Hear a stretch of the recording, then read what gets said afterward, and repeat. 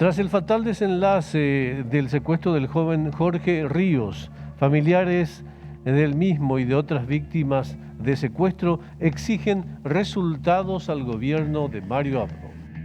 Los organismos de seguridad del Paraguay o de cualquier parte del mundo pueden fracasar en su intento de rescatar con vida a una víctima de secuestro. Lo que resulta incomprensible es que ni siquiera lo intenten, como sucedió en este caso y no solamente en este.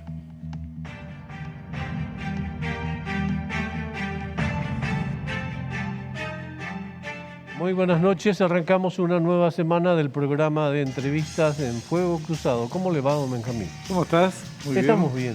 Qué suerte, qué suerte. Es un decir, ¿no? Respetuoso, claro, educado. Desde luego, y este tema que a todos nos conmociona, como es un secuestro con el desenlace que todos ya sabemos, además debe ser objeto de un debate profundo. Exactamente, y además con esa incapacidad, no solamente operativa, sino también discursiva. Porque esto de yucio, de decirle a los congresistas, vayan ustedes al monte. Si se animan. Si son machos, váyanse al monte. Qué notable. Vamos al reconocimiento de campo. La Fuerza de Tarea Conjunta garantiza que continúan los trabajos en el norte del país desde tempranas horas de este lunes. Los investigadores buscan a 2 hermanos, quienes serían integrantes de la autodenominada agrupación campesina armada Ejército del Pueblo, que secuestró y asesinó a Jorge Ríos. Una vez más, se cuestiona el elevado presupuesto destinado a los organismos de seguridad versus los resultados obtenidos. ¿Se debe cambiar de estrategia o solicitar ayuda internacional? ¿En qué estamos fallando?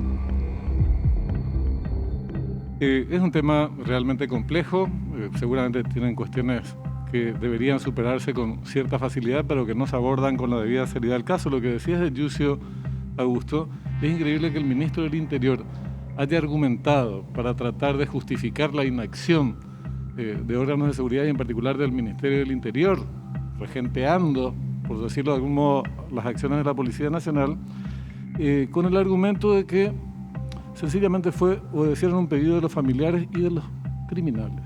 Increíble. Eso demuestra qué mal que estamos en este terreno. Aparte, falta de un manejo mínimo de las relaciones entre el Estado y la ciudadanía en materia discursiva también. Vamos a la ficha de nuestro invitado, a quien tenemos una gratitud muy especial porque hoy asiste a compartir con nosotros este tiempo apenas un par de días después de una dolorosa situación familiar, así que doble gratitud por esta presencia. Vamos a nuestro invitado. Alfredo Luis Machuca, general en situación de retiro, analista de temas castrenses y especialista en seguridad interna. General Machuca, buenas noches, gracias por acceder. Reitero, hago mía las palabras de mi compañero de Augusto por esta situación que atraviesa usted y su familia. Buenas noches, Benjamín, buenas noches, Augusto, buenas noches a toda tu respetada audiencia. Estoy aquí a disposición y le agradezco mucho esas palabras de circunstancia para con mi familia. General, gracias por estar.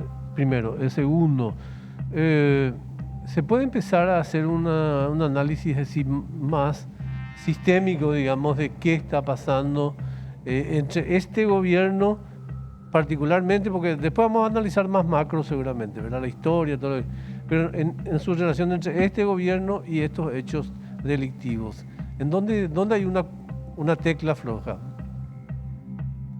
Desde el inicio prácticamente hemos visto que técnicamente hablando se ha procedido a emplear mal las fuerzas de seguridad del Estado ante estos hechos, en donde un grupo humano, entre comillas, se organizan para levantarse contra la existencia misma del Estado.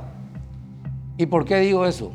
Porque reniegan de la Constitución Nacional, reniegan de lo que dispone esta Constitución Nacional y también todo lo que habla el derecho internacional, segundo en prelación, y todas las leyes de la República, que hacen de alguna manera referencia a la defensa nacional y a la seguridad interna del país. Y estos reniegan, ¿cómo? Se los ve. No aceptan a las autoridades legítimamente constituidas, no aceptan el Estado Social de Derecho establecido por la Constitución Nacional y se levantan en armas con fines políticos e ideológicos para pretender acceder por medio de la violencia al poder. Ese es el escenario que tenemos desde hace un tiempo largo a esta parte. Es una lástima que la conducción política ya, conforme a tu pregunta, Augusto, en cuanto a la conducción política actual y la relación con este escenario, es una lástima que siga ignorando muchas cosas que de alguna u otra manera le estamos diciendo a través de los medios. Están equivocados y siguen siendo asesorados por gente equivocada, como el propio ministro de Defensa, que ya está hace mucho tiempo en el cargo, y es un general de ejército, y sabe lo que estoy diciendo.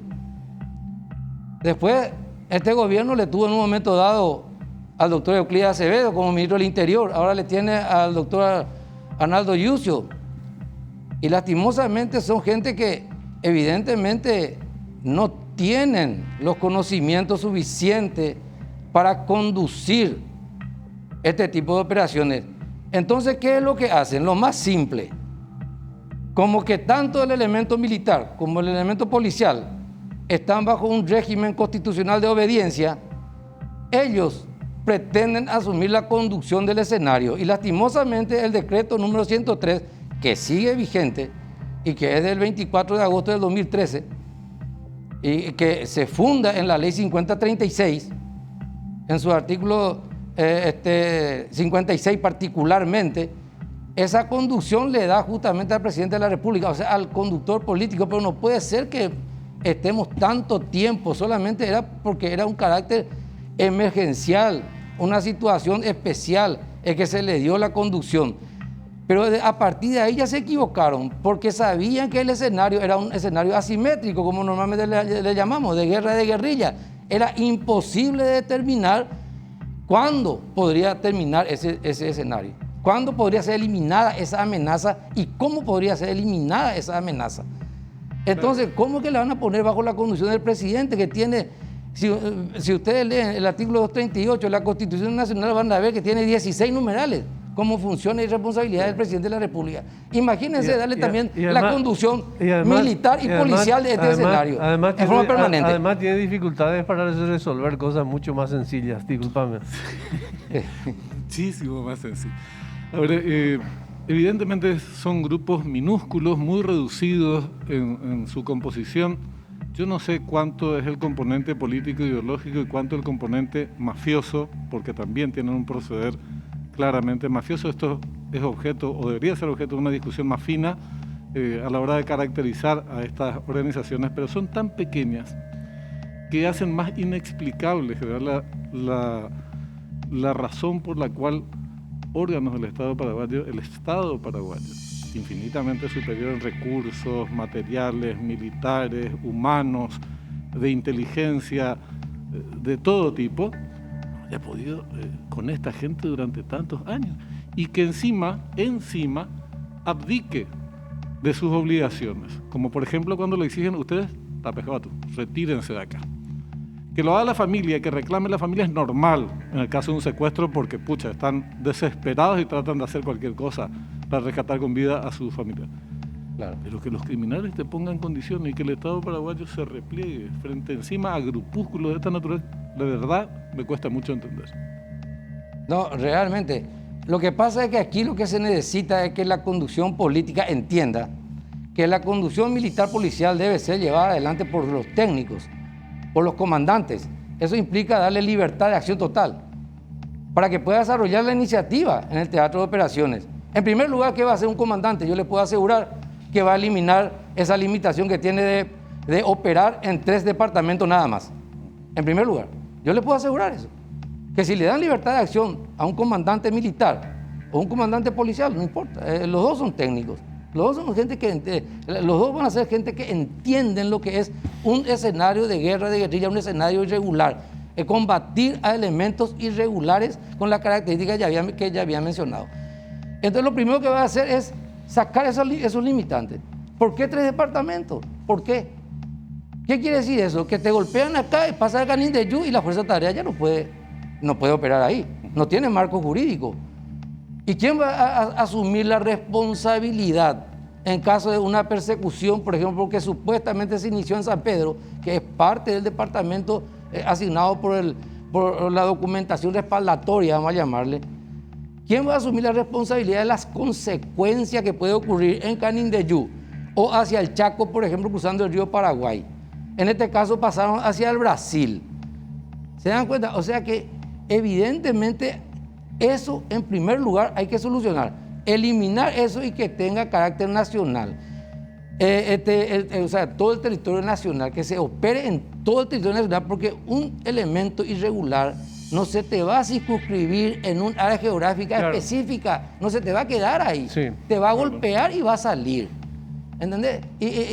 Hoy día estamos en la era cibernética, todo el mundo, la información. Ahora mismo, esto a lo mejor se está viendo en Europa, no sé, ahora, en general, Estados Unidos. ¿Se puede o no se puede combatir al EPP? Por hablar de la cifra más importante ahí, a nivel de terroristas. ¿Se puede o no combatir? Porque ahí está el mito, pues no se puede, no se puede. ¿Es una deficiencia de nuestro sistema de seguridad no enfrentarles o no es tan fácil? Se puede. En primer lugar, a tu pregunta, taxativamente, se puede. Y hace rato se le hubiese eliminado esto. Pero resulta ser que la conducción política, los que están en ese nivel de la conducción, siempre he dicho, pueden revisar los archivos, no tienen la valentía de asumir las consecuencias de un escenario con esta característica, en donde sí o sí, Augusto, Benjamín, audiencia, vamos a tener daños colaterales. Sí es. Eso implica que van a morir inocentes. Cuando vos decidís emplear las Fuerzas Armadas en el orden interno, es porque ya agotaste todas las otras medidas, entre ellas la de negociación y del empleo del elemento de seguridad designado por Constitución para atender el tema de la seguridad interna, que como es la policía. ¿Qué implica seguridad interna? Implica orden interno, orden público y defensa civil. Garantizar todas las actividades en esos tres elementos que tiene la seguridad interna del país. Cuando ya se empleó todo y ya se hizo los conversatorios, por decir, a través de la Fiscalía, a través de la Defensoría del Pueblo, con estos elementos sediciosos, no entraron en razón, siguen pegándole a la sociedad, siguen dañándole a la sociedad. El gobierno debe de emplear las Fuerzas Armadas. Pero hay que entender que emplear las Fuerzas Armadas implica salir a romper. Y he dicho varias veces, y la gente me critica un poco a veces. Evidentemente, general, no existe la voluntad de asumir las consecuencias políticas, porque dentro de unos días se va a cumplir 11 meses del secuestro de Óscar Dennis, un ex vicepresidente de la República. Pasó algo muy parecido a lo que ocurrió en este caso. Cuando se produjo el secuestro de Óscar Dennis, que operativo Cerrojo, que la segunda fase era, no sé cómo se llamaba, la tercera de negociación, extracción, pum, papi, todo muy lindo. En la práctica no hubo intervención. Por el terror a que se produzca un desenlace fatal, secuestrado en este caso de Óscar Dennis, en el operativo.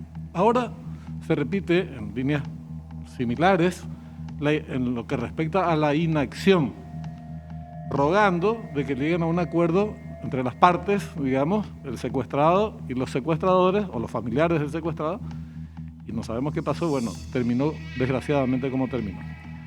Pero esa inacción es dramática. Nadie le pide que garanticen éxito de un 100%, porque sería absurdo pedir eso, pero claro, que actúen. Benjamín, claro.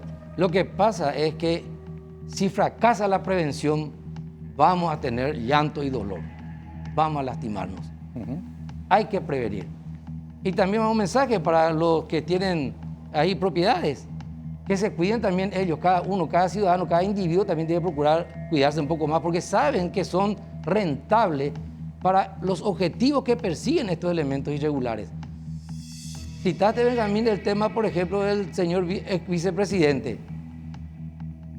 Imagínate, ustedes creen, yo estoy seguro que me van a decir, no, usted es militar, por eso quiere como que justificar. No, ustedes creen que un personal militar va a realizar ese movimiento de tropas que hubo ese día, en que en un horario diurno, frente a todas las cámaras, enviar más de 800 hombres. Correcto. Le está diciendo a estos individuos pasar el río A para el norte, que ahí vas a estar mirándole y haciéndole ojitos a los muchachos ahí que están exponiéndose. Y ministros que no están en la cadena de mando, que no tienen por qué estar ahí arengando a tropas. ¿Cómo se sentiría tu tropa cuando le ve que tu comandante está siendo relegado por un personal civil, con todo el respeto y aprecio que se merecen nuestros conciudadanos civiles? No hay nada en contra, ojo, no hay nada personal, pero no entiende de cómo arengar a una tropa en operaciones en este tipo de escenario. Y entonces el subalterno, que es el que está en zona de guerra, el que tiene que matar para no morir, porque esa es la realidad. Y aparte de eso, si él no muere, con el tiempo, no ahora tal vez, pero más adelante, puede enfrentar todo lo que hace al derecho internacional, porque violaron supuestos derechos humanos, y todas esas consecuencias la condición política no asume. ¿Quién dijo yo asumo la responsabilidad de este escenario? Nadie más que se ofenden unos a otros, medio como que se descalifican unos a otros, y el personal militar y policial, como dije, bajo el régimen de obediencia, no tiene otra que acatar. Y más uno te va a decir una simplicidad que suelo escuchar mucho: Jalanán de usted no te dejó, el llevarán de retiro te dejó. No, y además, pero ¿será que eso va a solucionar el problema del escenario? Además, en todo este tiempo no se vio a agentes del gobierno defendiendo a los combatientes en el norte. Hay como un temor, o sea, están en una situación así, o sea, se ve más una postura más drástica, incluso en otros sectores políticos del mismo Partido Colorado, que en el gobierno. Es una actitud timorata, como de temor a plantarse con sus fuerzas que están operando en el norte. Vamos a hacer una pausa, después te quiero preguntar lo siguiente. Siempre que sucede esto, surge de inmediato como movido por un resorte eso de eliminemos la fuerza de tareas conjuntas. Sí. ¿Es la solución o no es la solución? Te quiero preguntar también a la vuelta de la pausa, ¿sí? Vámonos. Ya volvemos.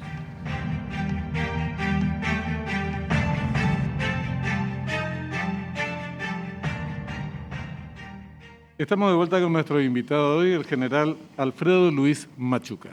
Le decía, general, que cada vez que ocurre un hecho parecido a este, salta como movido por un resorte la opinión de cerremos las fuerzas de tareas conjuntas. ¿Esa es la solución?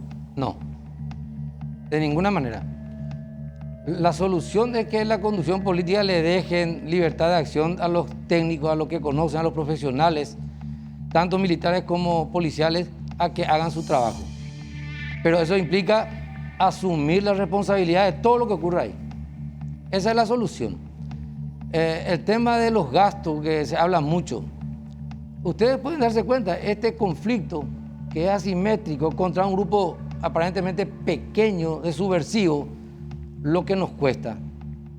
Por eso es que la prevención es muy importante. Porque cualquier escenario donde no haya un conflicto siempre va a ser más económico que cualquier otro escenario que sí tenga un conflicto. Por eso es lo que... Pero ¿qué grado de importancia usted cree que se le da a este capítulo tan importante para la ciudadanía en general, a nivel político y a nivel del gobierno en particular? Y digo ¿por qué? ¿Por qué le pregunto? En el discurso, en el mensaje del presidente de la República, el pasado 1 de julio, al Congreso de la Nación y al país, no figuraba inicialmente tema secuestros, con el que se distribuyó a la prensa. Después se incluyó a las apuradas un párrafo, y sin embargo no estaba el caso de este joven, de Jorge Ríos. Entonces, evidentemente no forma parte de la agenda política.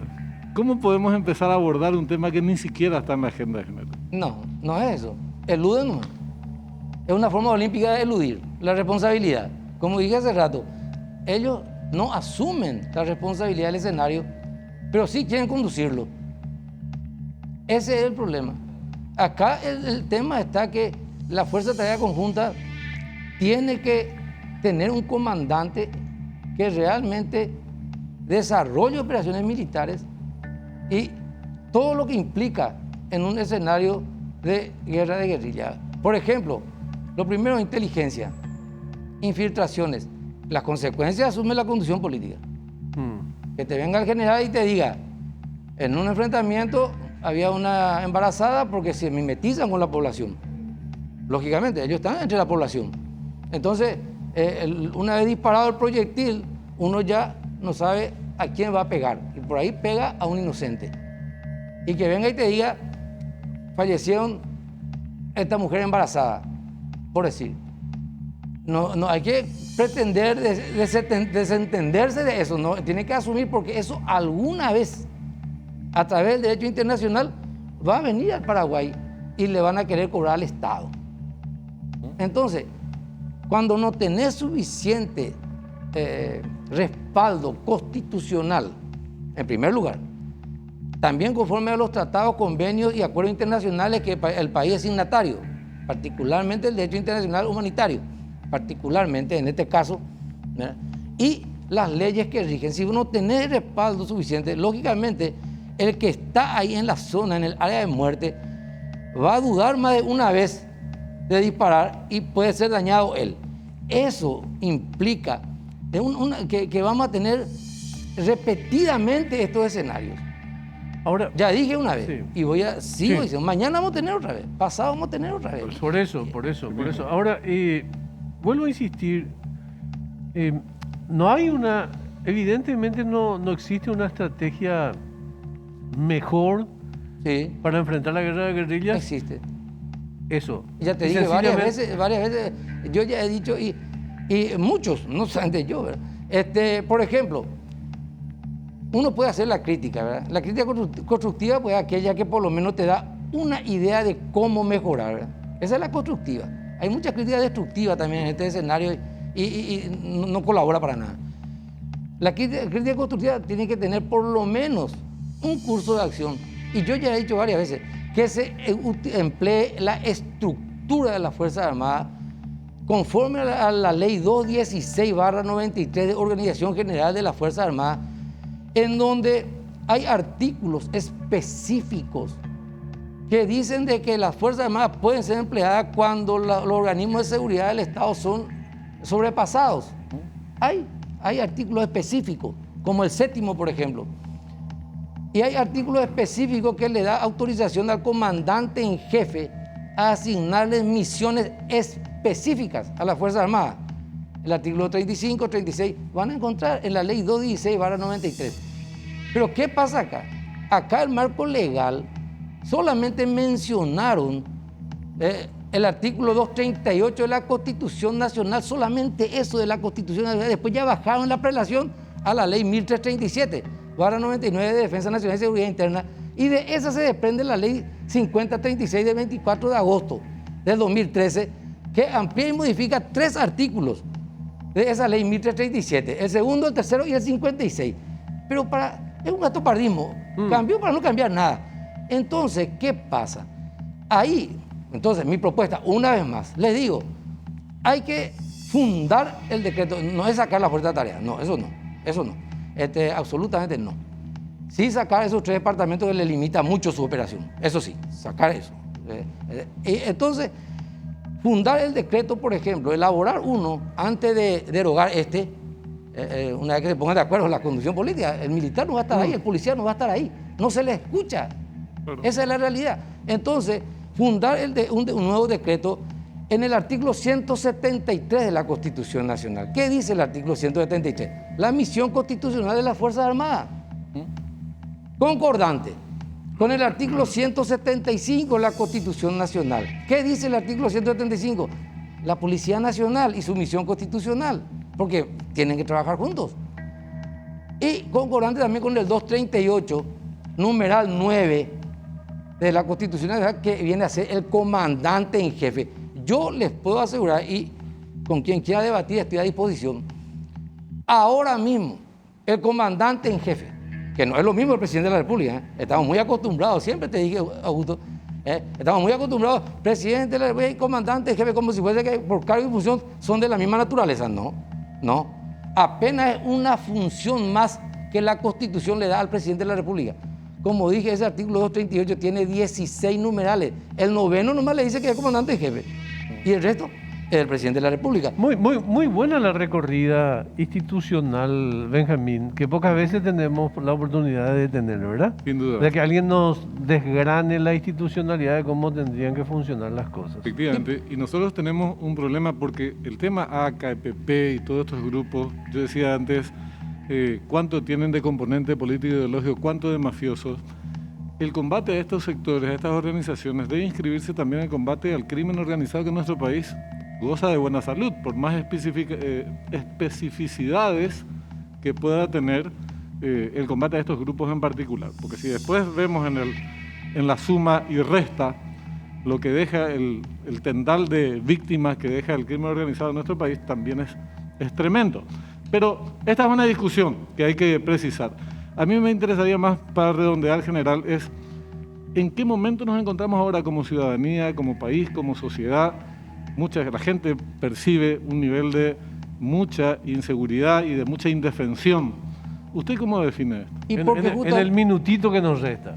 Bueno, es porque naturalizamos todo. Por eso no. Porque ¿para qué se creó la Fuerza de Tarea Conjunta? Se creó para combatirle a estos elementos sediciosos. Entonces, ¿el objetivo cuál es? El hombre, no el área geográfica. Hay que eliminar al hombre, al sedicioso, a ese criminal. O sea, hay que buscarle y lo primero, lógicamente, como Estado, tenemos que cumplir con todas las leyes y tenemos que dar la oportunidad de la vida, lógicamente. Si depone su actitud, se lo detiene, se lo entrega a las autoridades pertinentes y sigue un proceso judicial. Perfecto. Si no depone su actitud, se lo liquida. Así de simple. Así de simple. Pero las consecuencias asume la conducción política. Entonces, yo quiero terminar nomás esta idea chiquitita. Así. Al bajar de la prelación, hay que bajar de esos artículos constitucionales que cité, al bajar de la prelación hay que bajar en la ley 216/93 de Organización General de las Fuerzas Armadas y la ley 222 también 93 de la Policía Nacional. Ahí vamos a tener el respaldo jurídico constitucional y el elemento militar y policial van a enfrentar el escenario y esto va a terminar. No tengo duda que vamos a seguir hablando del tema. Estaba pensando nomás, ni Rusia, ni Estados Unidos, ni Israel tendrían este tipo de problemas porque tienen, digamos, bien fortalecidas sus instituciones y saben lo que tienen que hacer en estas circunstancias. Son pocos países los que tenemos este tipo de problemas. Muy pocos, la verdad. Bueno, tenemos que despedir. Gracias de nuevo, condolencias de nuevo también, ¿sí? Muchas gracias, Augusto, muchas gracias, Benjamín, y mi respeto a toda la audiencia. Muchas gracias. Igualmente. Nos vamos hasta mañana. Nos vamos hasta mañana. Cuídense mucho. Ya llegué cuenta final. Así mismo.